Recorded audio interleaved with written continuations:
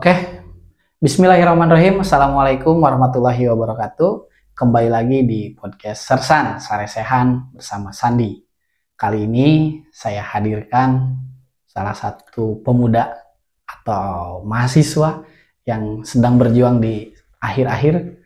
Ini dia Kang Rokim. Damang Rokim. Alhamdulillah Damang Kang Sandi. Luar biasa. Hatur nuhun sudah meluangkan waktu di podcast Sersan ini. Alhamdulillah. Berbagi, bercerita, pengalaman dan lain sebagainya. Baik, sami-sami Kang Sandi ya, teman atas diundang ke podcast Akang. Siap. Ya, semoga niat kita menjadi jalan keberkahan ke depan ya. Betul. Yang saya tahu Kang Rakib ini sekarang kuliah di kampus Di UIN kan, UIN Siber Senurjati Cirebon namanya. Cirebon, jurusan Filsafat Islam ya. Akidah dan Filsafat Islam. Akidah dan Filsafat Islam ya. Dan juga sekaligus penggiat media sosial. Betul, alhamdulillah sekarang saya lagi senang-senangnya nih aktif di Instagram. Oke. Ya sedikit-sedikit masuk ke TikTok lah, walaupun belum masif kalau di TikTok. Di Instagram lebih sering upload. Jadi kita teh harus bisa adaptasi dengan Betul. zaman ya Pak ya. Betul banget. Karena kalau kita sebagai para pemuda, para mahasiswa yang terus diam melihat situasi media sosial yang makin keruh gitu ya.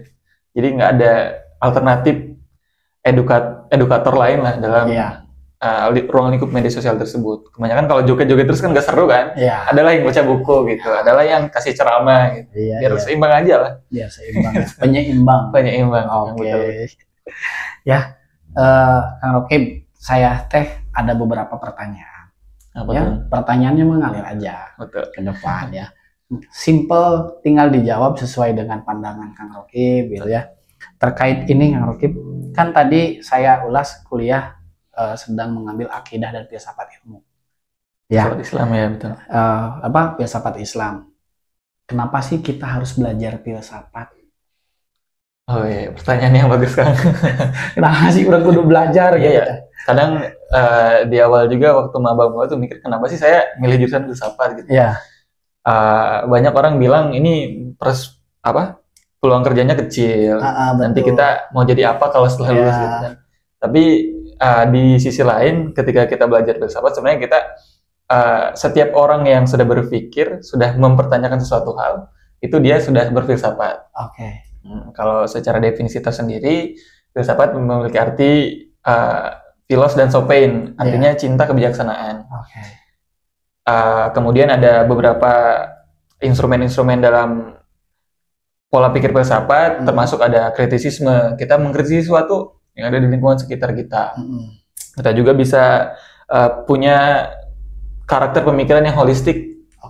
Jadi kita harus menyeluruh menyikapi berbagai hal. Kita nggak bisa parsial melihat suatu objek, suatu peristiwa, suatu fenomena. Jadi kenapa sih kita harus belajar filsafat ya? Kalau kata Rocky Gerung, biar kita tuh nggak dungu. Gitu. Masa kelapa sawit sama kayak ekosistem kehutanan yang lain kan? Tentunya kita harus bisa melihat dan menentukan kebijakan-kebijakan dalam peran-peran kita, baik di lingkungan masyarakat atau di lingkungan kita pribadi itu memiliki karakter-karakter berpikir yang bijak gitu, bijaksana tersebut. Betul sekali ya. Memang enak sebetulnya kalau sudah memahami segala sesuatu. Betul. Sampai ke akar-akarnya. Betul. Ya. Nah, filsafat ini kan bukan cenderung sih, keumuman orang kalau belajar filsafat sampai kedalaman atau nyamun bahasa nama terus diguar. Itu kecenderungan larinya ke ateis. Kebanyakan ya, iya, betul, yang betul. saya tahu seperti itu. Tapi kan tergantung orangnya. Betul. Nah, itu apakah betul dan bagaimana menyikapinya? Oke, itu emang sering banget itu Kang. Teman-teman saya atau para guru atau teman-teman bilang, buat apa sih belajar filsafat? Ntar jadi ateis loh.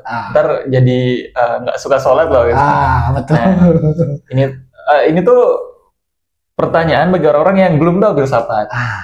Adapun ketika orang yang sudah belajar filsafat di awal-awal, kemudian dia tidak sholat atau tidak beribadah atau mungkin mempertanyakan Tuhan, itu hanya belum selesai lah. Dia belum selesai dalam berfilsafatnya.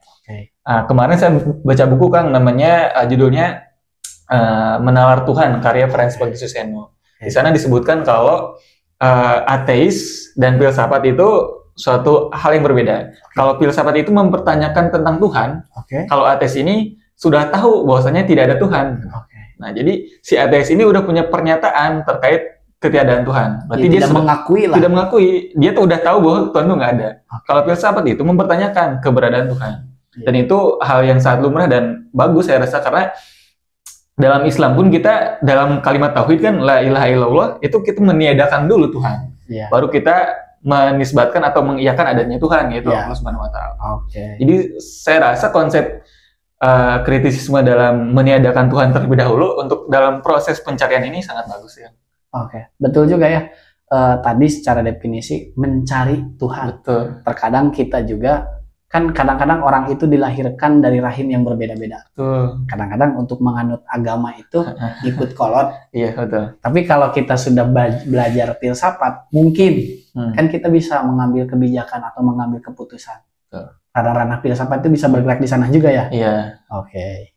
Nah, terkait ini juga filsafat, apakah filsafat ini bisa merubah dan bisa merubah dalam artian kelakuan kita untuk lebih baik dalam kehidupan? Sebenarnya kalau kita belajar tentang perilaku atau tingkah laku hidup manusia itu sangat bisa berubah kan, karena kita hidup itu dengan apa yang kita pikirkan, apa yang kita ucapkan, apa yang kita benarkan, apa yang kita baca. Jadi tingkah laku kehidupan kita, karakter kita itu dibentuk setiap hari demi harinya gitu lah. Kurang lebih. Dan itu mau tidak mau lingkungan sekitar kita yang berpengaruh. Ketika kita belajar filsafat, kita akan mencerna lingkungan sekitar kita itu sebagai suatu wadah yang penuh akan pertanyaan. Kenapa sih cat ini warna abu-abu misalnya? Kenapa sih hari ini kita berdua lagi ngobrol gitu? Nah, kita semua tuh mempertanyakan itu. Apa sih tujuan segala sesuatu itu? Nah, dari berbagai pertanyaan-pertanyaan tersebut tuh kita akan secara individual, secara diri personal ya, kita akan menyimpulkan tentang apa itu filsafat, tentang bagaimana filsafat itu merubah diri kita. Ada buku yang lucu, judulnya adalah Filsafat untuk Pemalas.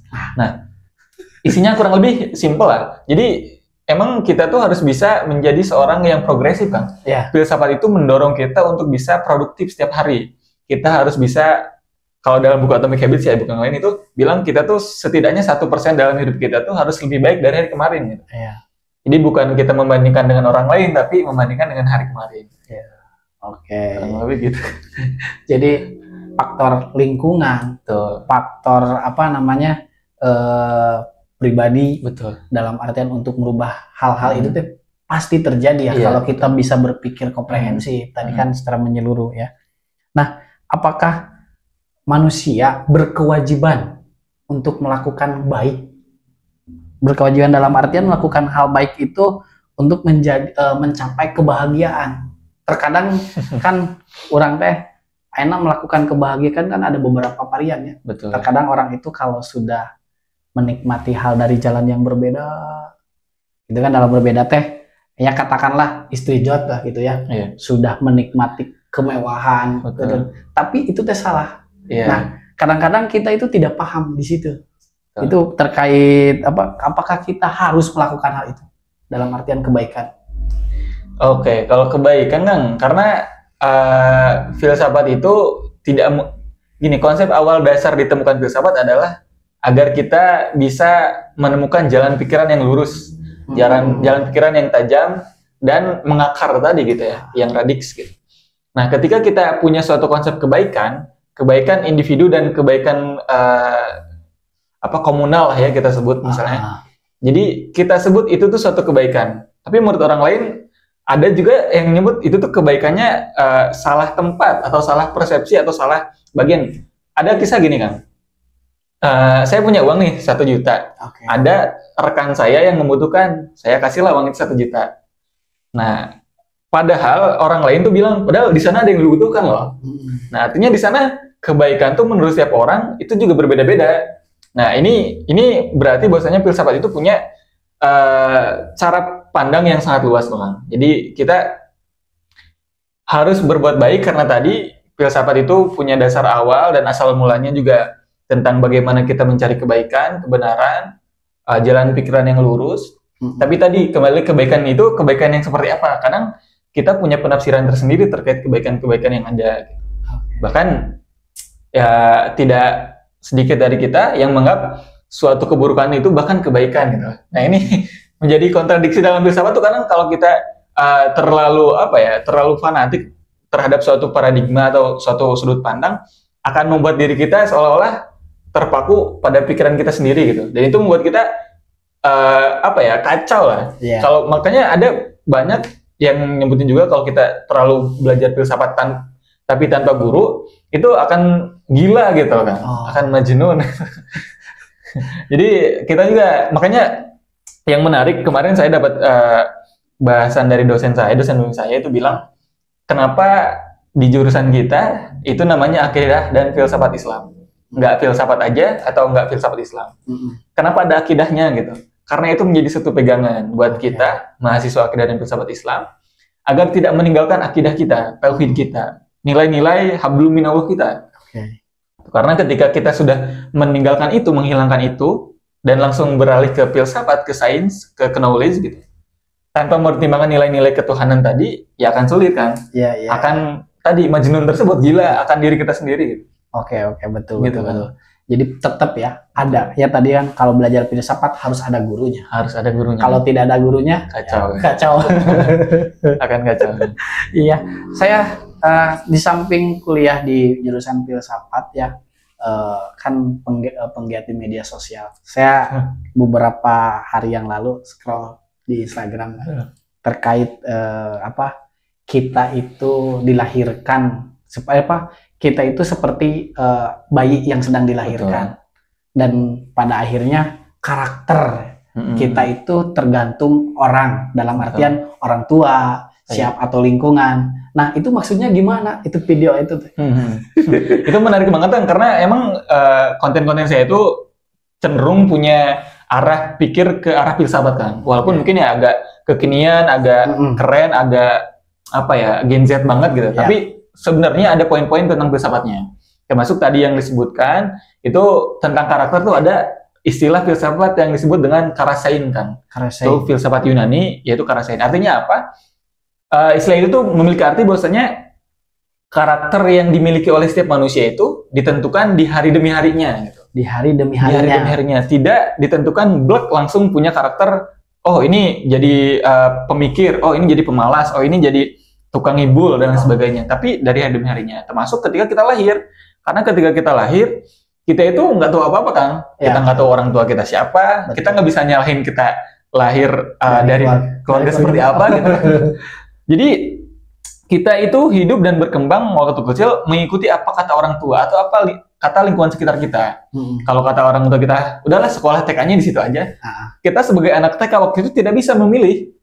Oh saya mah TK-nya mau TK Islam aja lah atau TK internasional yang biar bagus gitu. Kan nggak gitu. Tapi kita manut apa kata orang tua kita. Nah itu akan berubah.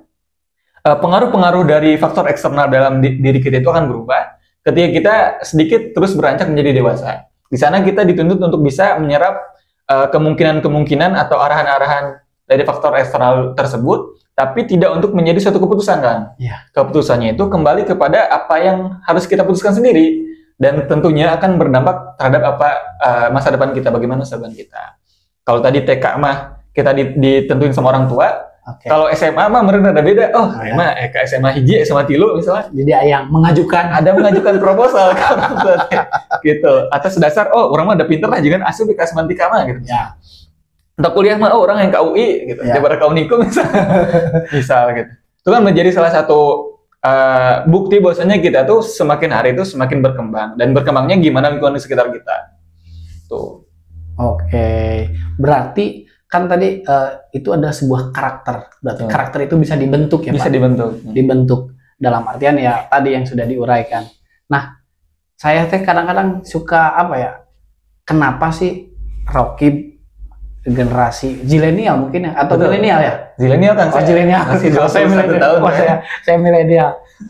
Berani mengambil sikap dalam artian mengambil keputusan menjadi penggerak di bidang media sosial yang tentunya rada akademisi lah dalam artian rada ini. Kan yang lain mah kan ya katakanlah beberapa generasi milenial yang suka joget-joget, Betul. nongkrong-nongkrong. Ya. Kenapa? Kok berani dalam artian melawan situasi lah bahasanya.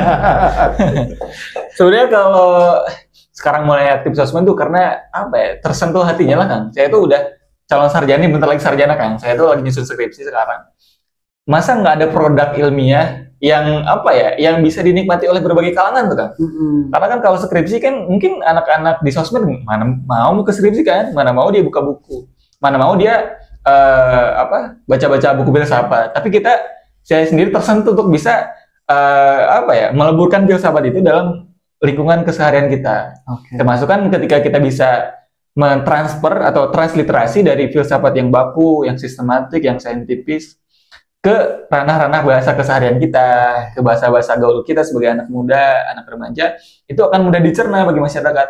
Dan harapan besarnya ya, masyarakat akan teredukasi kan, akan teredukasi dengan mudah gitu, tanpa susah payah mereka harus baca buku filsafat, dunia Sopi misalnya tengah arti kemana. Jadi, ternyata dulu tuh filsafat sejarahnya gini. Itu akan sangat dengan mudah dipahami oleh masyarakat umum. Ya. Jadi, tadi kenapa belajar untuk bisa melawan situasi, melawan arus, karena punya kehendak untuk bisa, kayaknya saya harus jadi agen perubahan nih. Saya harus bisa merubah masyarakat sekitar dengan kerja-kerja sosial saya. Sesuai dengan status mahasiswanya. Status mahasiswanya, agen of change. Agen of change. Ya.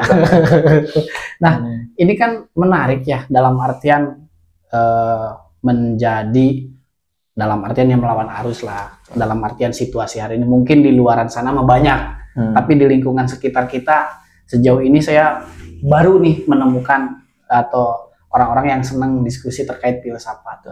Nah, memang betul terkait filsafat ini kita harus memahami utuh, ulah setengah-setengah, ulah kagok. Nah, ada nggak narasi atau yang bisa dilogikakan untuk memahami dalam artian buku filsafat?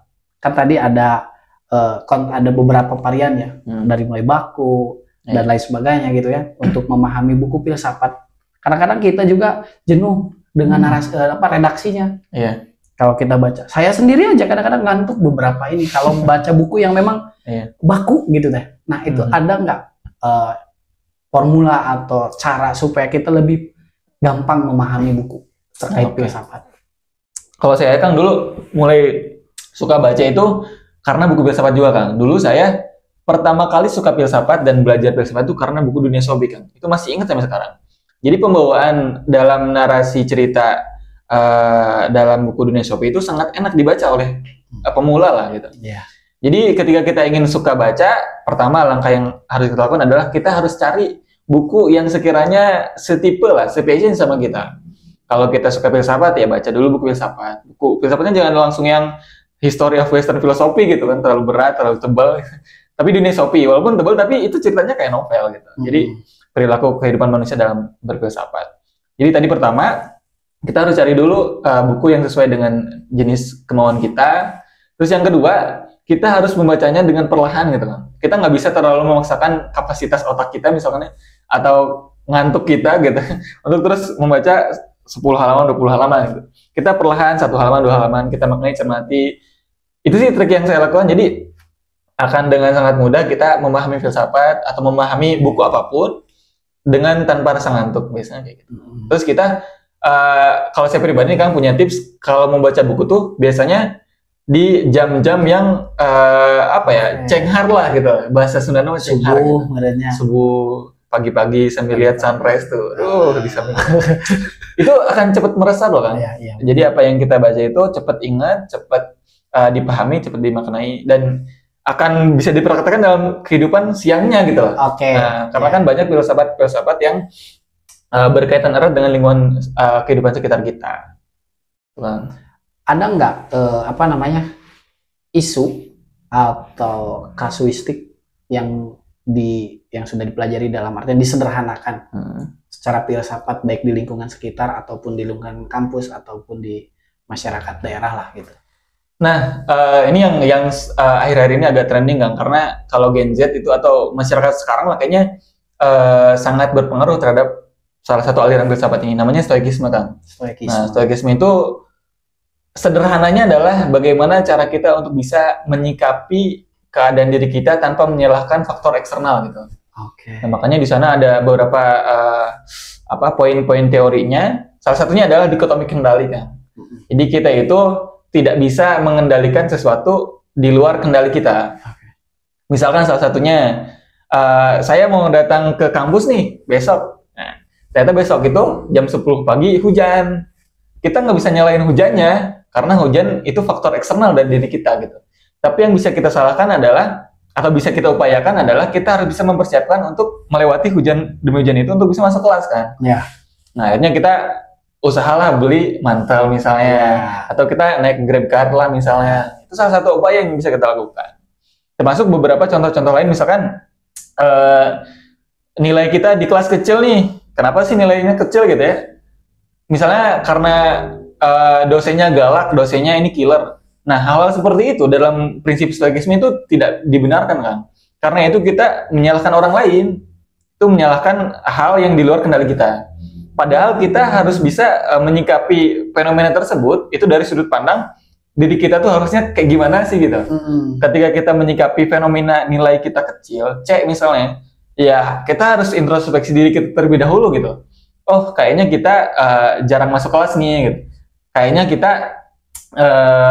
ujiannya nggak telat ngumpulinnya misalnya gitu, nggak tepat waktu. Akhirnya kan si dosen ini bukan karena kesalahan dosen, tapi emang dari diri kita sendiri. Dan itu yang sekarang, masyarakat sekarang itu terlalu banyak menyikapi orang-orang eksternal gitu, tanpa memperbarui apa yang ada dalam diri kita sendiri. Jadi loba nyalahkeun batur, tapi teu introspeksi atau tabayun. Gitu kan. Jamaahnya maka itu. Iya, ya memang betul ya seperti itu. Fakta dan realitanya. Faktanya seperti itu. Iya, dan kita juga harus tahu dalam artian situasi-situasi seperti ini. Kalau saya sih menarasikan bahasa orang tua dulu, bahasa orang tua dulu. Kalau saya hanya dengan bahasa, San, mangkat ngaji kan itu, iya bawa payung lah, padahal cerah. Kan ya itu tadi ada faktor eksternal yang tidak bisa kita kendalikan. Betul. Tapi orang tua zaman dulu itu sebetulnya sudah paham. Tapi tidak bisa menarasikannya saja atau mengkata-katakan lah supaya untuk mudah dicerna. Oh, narasinya seperti sebetulnya dari dulu sampai sekarang sama. Cuman narasinya aja yang belum disederhanakan. Itu kebetulan banget kan sama. Itu namanya adalah indigenous knowledge kan. Apa? Indigenous knowledge. Jadi ilmu pengetahuan yang berasal dari nenek moyang kita dan ditransformasikan secara turun-temurun. Namanya indigenous knowledge. Kayak misalkan tadi betul pepatah-pepatah orang tua, cek abah kudu kieu. Padahal itu secara rasional mungkin tidak masuk akal gitu. Iya. Caang nah mau Pak yo. Tapi kan itu yang menjadi indigenous knowledge. Biasanya hujan terus hujan kan gitu. Jadi banyak hal-hal yang menarik dalam filsafat sebenarnya kan yang perlu kita dalami dan sangat butuh banyak waktu untuk diskusi terkait tema filsafat ini. Iya. Dan filsafat ini kenapa sih kita harus mempelajari dalam artian sejarah, Pak? Kan kadang-kadang kita tadi kan narasinya dari ilmu-ilmu dulu tuh sangat berkaitan dengan sekarang kan. Nah, kenapa sih kita harus mempelajari sejarah? Terkadang sejarah itu kalau bahasa saya tergantung orang yang membuat sejarah itu. Bisa jadi baik, bisa jadi buruk. Terkadang ya itu kita kan tidak bisa merubah sejarah. Bukan tidak bisa, lebih kepada sejarah yang sudah ada ya kita pelajari seperti itu. Dan untuk menggali sejarah-sejarah sebelumnya seperti apa sih untuk bahasanya tuh ya, yang sejarah yang harus diikuti tuh yang seperti apa? Kalau filsafat berbicara tentang sejarah kan, ini lebih ke bagaimana sejarah itu dibentuk gitu. Jadi kenapa sejarah itu dibentuk dan kenapa sih sampai saat ini sejarah yang kita pahami, yang kita pelajari itu seperti itu gitu. Termasuk kenapa sih dalam buku pelajaran kita waktu SD kita belajar bahwasanya Belanda itu menjajah 350 tahun gitu. Itu lama banget itu. Secara logika salila pisan. Terus termasuk apakah benar-benar ngejajah atau emang dia tuh berjualan atau berniaga atau seperti apa di Indonesia gitu? Apakah benar kerja Rodi itu dia tanpa dibayar gitu? Atau ternyata dikorupsi oleh pejabat-pejabat setempat gitu? Nah, dan berbagai sejarah-sejarah lain yang tadi punya perspektif dan sudut pandang kemana nulis nawe gitu. Dan pepatah tadi yang disebutkan betul, sejarah itu ditulis oleh para pemenang. Jadi kalau yang menang ya dia bebas buat menulis sejarah gitu. Cek Belanda sahabat gue ngejajah itu masalah ada. Zaman bodoh meren masalah kan gitu. Iya. Kayaknya kan akhir-akhir ini ternyata terungkap tuh banyak bukti-bukti sejarah yang menyebutkan bahwa ternyata nggak selama itu loh kita dijajah gitu. Dan ternyata sebenarnya bukan dijajah loh, tapi kita lagi transaksi jual beli aja dengan pejabat-pejabat pemerintah waktu dulu zaman kolonialisme dulu gitu. Dan ya cara filsafat untuk memandang sejarah kita harus bisa kalau kita bilang di sudut pandang filsafat pasti nggak jauh dari sudut pandang rasional kan. Jadi yang paling masuk akal, yang paling bisa diterima dengan berbagai bukti, data. Kalau dalam buku Sapiens itu ada tulang berulang makhluk hidup zaman purba gitu. Itu yang paling benar gitu. Karena filsafat itu nggak bisa bertolak belakang dengan akal. Nah, kan lumayan nih tadi saya senang banyak rekomendasi buku yang sudah dibaca. Nah, sejauh ini ada berapa buku atau buku favorit lah, spill lah beberapa, ya minimal 3 lah. Kalau buku sih dan menceritakan apalah gitu buku itu yang 3 ini. Nah, dulu saya karena emang udah lama ya kan, cukup lama lah saya suka baca buku. Paling awal tuh tadi udah disebutin di spill di awal itu Dunia Sophie kan. Nah, itu tuh tentang novel filsafat. Jadi ada singkat ceritanya lah, ada anak kecil namanya Sophie kan. Dia itu lahir, terus dia diceritakan bahwasanya dia itu dapat surat dari yang ngirim surat. Ya, yang ngirim surat ini jenius kan, nggak tahu siapa. Isi suratnya adalah pertanyaan-pertanyaan kan. Seperti kenapa sih kamu hidup di dunia ini? Apa sih tujuan kamu hidup? Terus apakah hidup ini akan abadi selamanya? Nah, pertanyaan-pertanyaan tersebut dikasih tahu kan ke anak kecil gitu. Si Sophie tersebut. Nah, akhirnya di sana pembawaannya cukup menarik dan ringan untuk kita pelajari. Jadi buku yang pertama yang direkomendasikan adalah Dunia Sophie kan. Yang kedua mungkin ada yang sekarang lagi saya baca itu The Compass kan, karyanya Henry Manan Piring. Itu kayaknya lebih ke self improvement kan. Jadi buku-buku ringan buat filsafat di kehidupan sehari-hari tentang gimana filsafat itu filsafat kompas gitu. Jadi kalau kita tersesat di hutan, kita tuh harus ke mana gitu. Kita harus bagaimana, langkah-langkah konkret seperti apa yang harus kita lakukan. Terus yang ketiga ini agak sulit juga, agak mungkin susah diterima oleh banyak orang. Tadi bukunya saya bawa juga, itu tentang menalar Tuhan kan. Jadi ternyata kita itu harus gitu. Dan ini saya yakini juga ya, mungkin Islam juga menyatakan harus merasionalkan Tuhan gitu. Kita harus bisa mela ilaha dulu, baru ilallah gitu.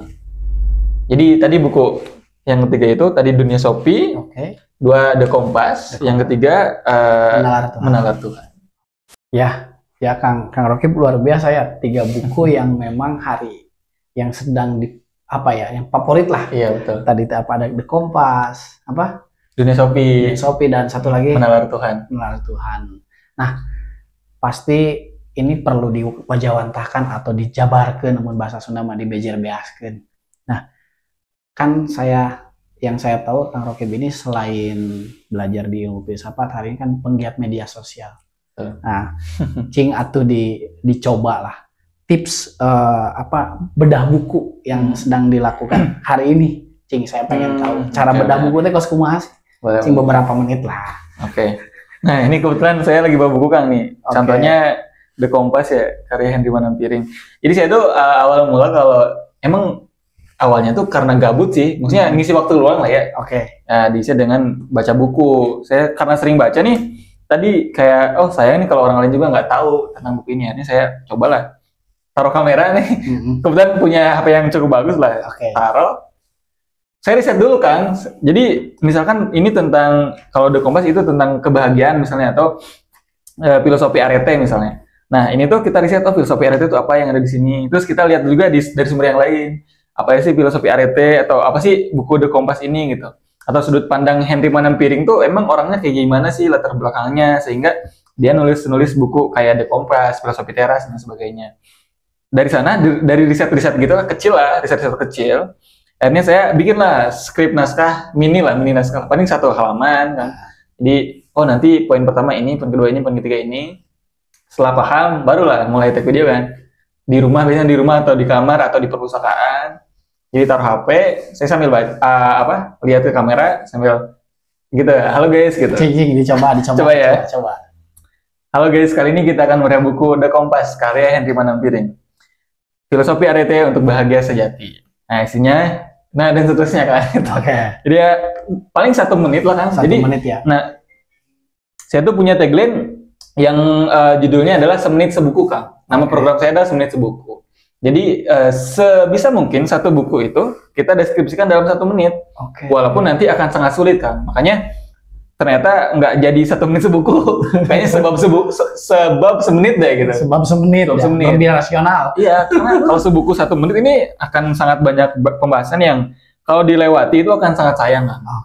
Untuk kita lewati. Kecuali buku-buku yang tidak terlalu banyak arti atau tidak terlalu banyak makna, atau buku-buku yang tipis itu mungkin bisa lah 1 menit. Kalau filosofi The Kompas ini kayaknya bisa 10 episode ini. Gitu, 10 take video kayaknya bisa deh. Iya. Gitu sih, Kang.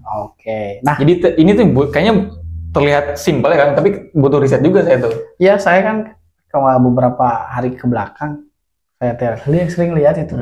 Bagus nih. Memang durasinya ada yang semenit, ada yang kurang, ada yang lebih. Memang nggak pas semenit. Betul. Ya karena mungkin itu ya. Nyesuaiin aja lah. Nyesuaiin dengan bukunya betul. Buku yang dibahasnya seperti apa.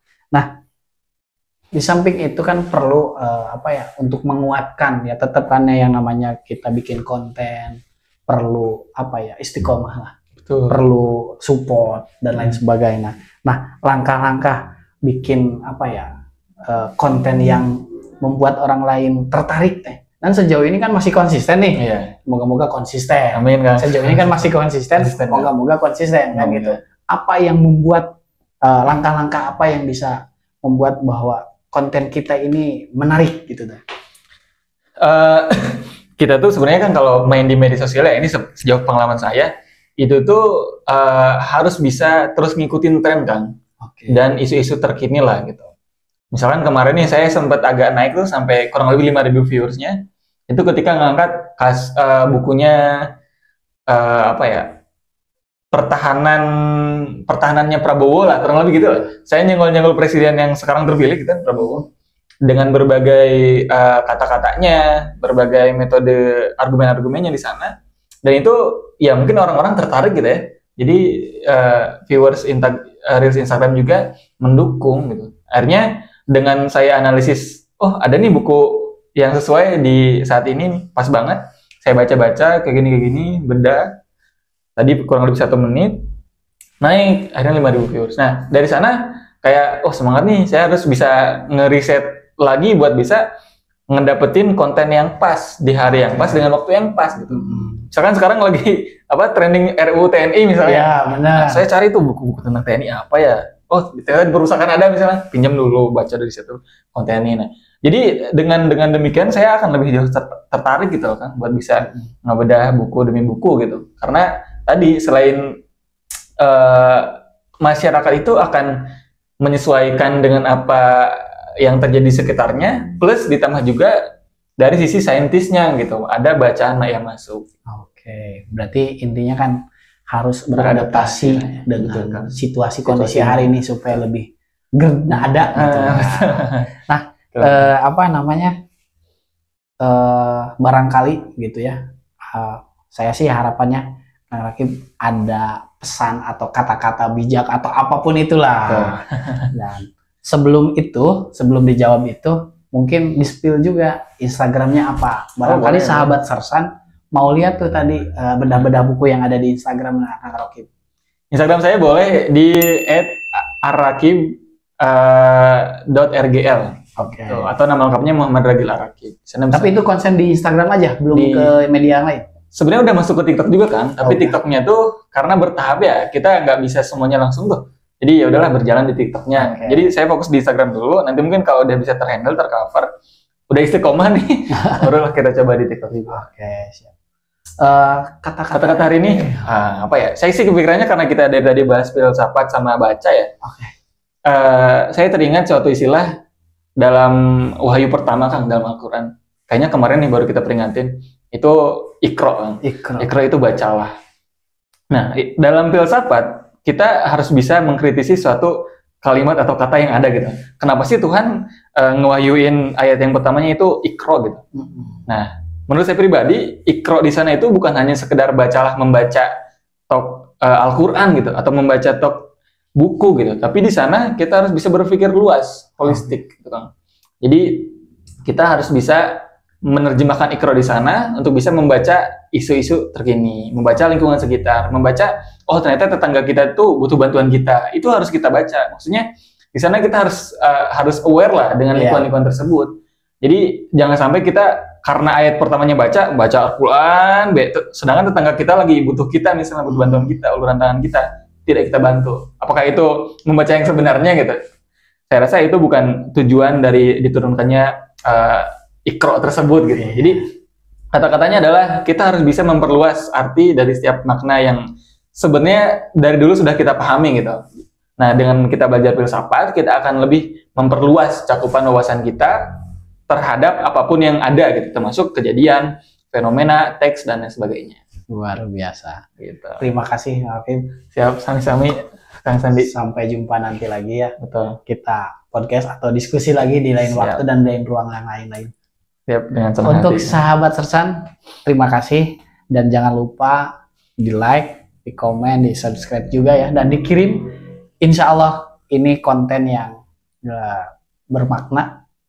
Dan kalau bahasa tadi Kang Rakib, di Iqra, dalami. Ya, terima kasih. Assalamualaikum warahmatullahi wabarakatuh.